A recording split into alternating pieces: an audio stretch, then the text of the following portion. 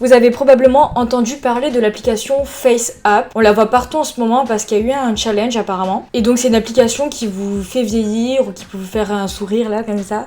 Et qui vous fait plus jeune aussi. Et il y a pas mal de gens qui l'ont utilisé sur internet, c'est devenu viral. Apparemment le 17 juillet c'était l'application la plus téléchargée sur Android et sur iPhone. Et donc il y a eu plusieurs personnes qui étaient assez paniquées parce que apparemment l'application pourrait avoir accès à toutes vos photos, à vos mots de passe, à votre téléphone, enfin bref j'ai vu plusieurs commentaires comme ça. Donc j'ai fait mes recherches et apparemment c'est pas vrai, enfin ils utilisent pas toutes vos photos mais les photos que vous mettez sur l'application, elles sont stockées dans le cloud et ils s'autorisent le droit de les transférer comme ils veulent. Donc je vais vous lire leurs conditions d'utilisation sauf qu'elles ne sont pas trouvables sur l'application. Vous accordez à FaceApp une licence perpétuelle, irrévocable, non exclusive, libre de droit mondial pour utiliser, reproduire, modifier, adapter, publier, traduire, créer des travaux dérivés, distribuer, exploiter publiquement et afficher les photos et informations qui s'y attachent, dont les noms ou pseudos. Ce sont les conditions d'utilisation que vous acceptez lorsque vous décidez de télécharger l'application et que vous cochez oui pour l'utiliser. Lorsque j'étais sur Twitter, j'ai vu pas mal de gens qui se plaignaient en disant que cette application serait contraire au RGPD. Et vous avez de la chance parce que je suis une professionnelle du droit.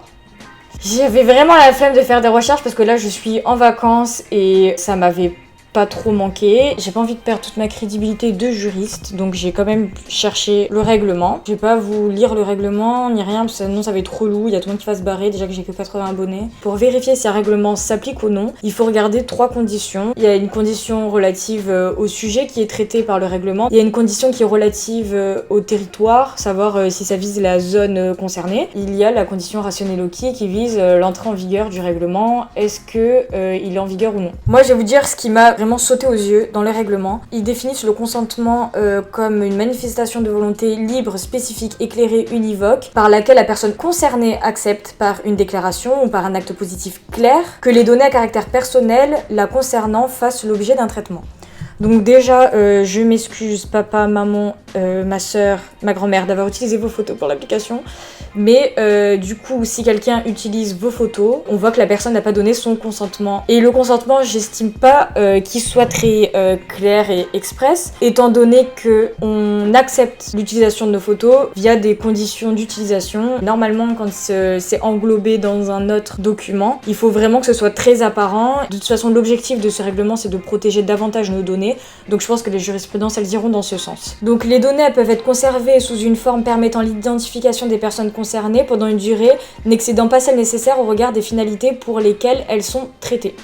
Donc on voit également au niveau de la durée, eux ils disent que c'est perpétuel, de toute manière ça c'est sûr que ça ne passera jamais. Il me semble qu'ils avaient dit que en gros ils gardaient nos photos pour s'entraîner dessus, pour perfectionner leur logiciel et qu'ils les utiliseraient pas à des fins commerciales ou pour des pubs et qu'ils allaient les garder de toute manière privées pour eux. Le fondateur de l'application a dit que les photos n'étaient pas gardées plus de 48 heures. L'entreprise a également fait savoir que ce stockage de photos d'une durée de 48 heures pour la plupart d'entre elles ou pour une période indéterminée pour certaines autres avait lieu grâce à des serveurs à distance situés en dehors de la Russie utilisant les infrastructures cloud d'Amazon et de Google. Je pense qu'à la base c'était une petite start-up et ils ont pas envisagé tout ça, ils ont pas envisagé que ça allait devenir viral et les conditions d'utilisation ils devraient vraiment les mettre à jour parce que là ça leur donne pas une image très top. Après j'ai vu aussi beaucoup de commentaires qui disaient que de toute manière Facebook, Instagram ils se gênaient pas pour faire ça. Je suis pas allée lire leurs conditions d'utilisation mais bon qu'ils le disent ou non, on sait vraiment pas ce qu'ils font de nos données, ça c'est, il y a un vrai problème là-dessus. Là je pense que ce qui se gêne le plus c'est que c'est une société russe. Dites-moi ce que vous en pensez, est-ce que ça vous a fait paniquer, est-ce que vous stressez, vous dites oh mon dieu c'est nouveau, on n'a jamais fait ça avec nos données,